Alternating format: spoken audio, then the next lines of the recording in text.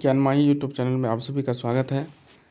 आज हम लोग पढ़ेंगे संस्कृत शब्द का अर्थ क्या है।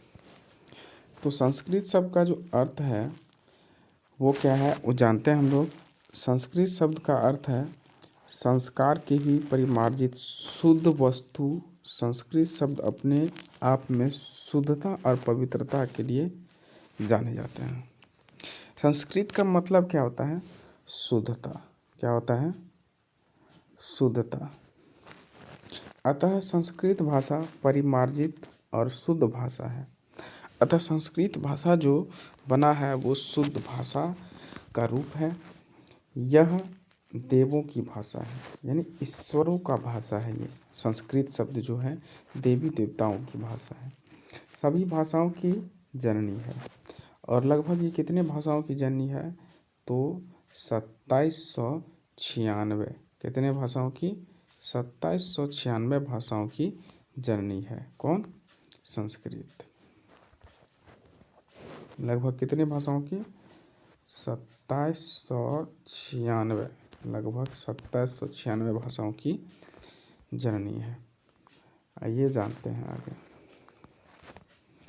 अतः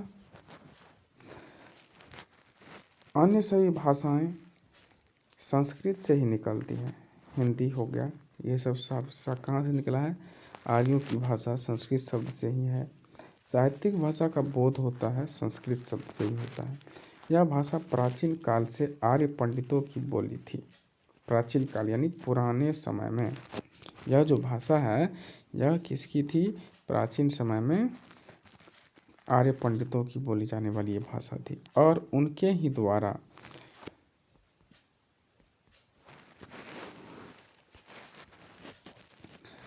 और उनके ही द्वारा चिरकाल तक आर्यों द्वारा परस्पर व्यवहार होता, विद्वानों का परस्पर व्यवहार होता था।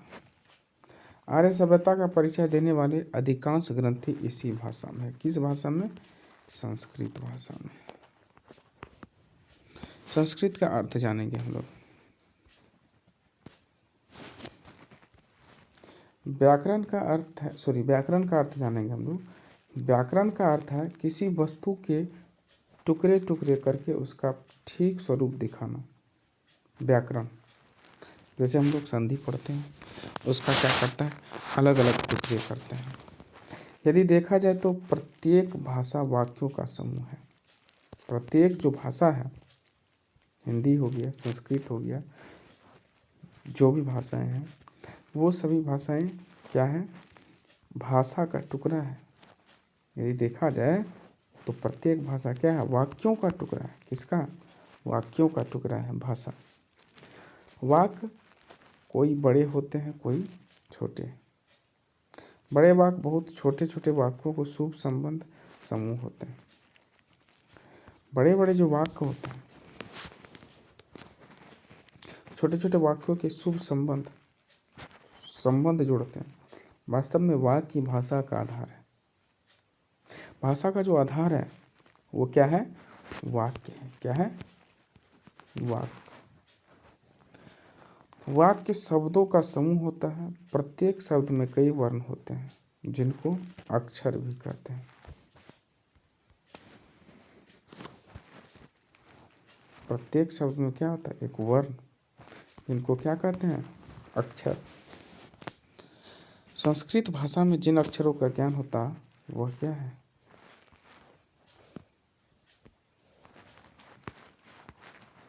यह है, देखिए, इसको हम लोग कहते हैं स्वर। क्या कहते हैं?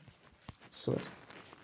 अ, ह्रस्वई, ह्रस्व, री, लिरी, ये क्या है? सभी के सभी क्या हैं? स्वर हैं, ह्रस्वर हैं ये सभी।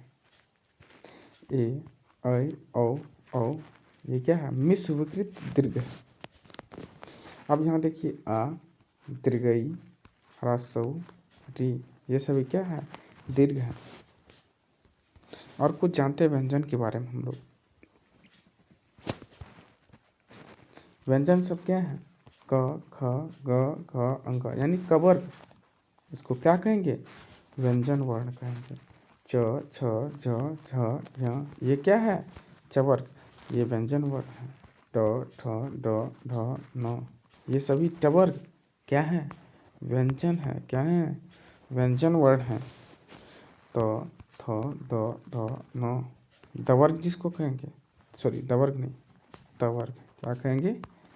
तवर्ग कहेंगे। और ये सभी क्या है? व्यंजन है। तो इस तरह से हम लोग संस्कृत व्याकरण को जानते हैं।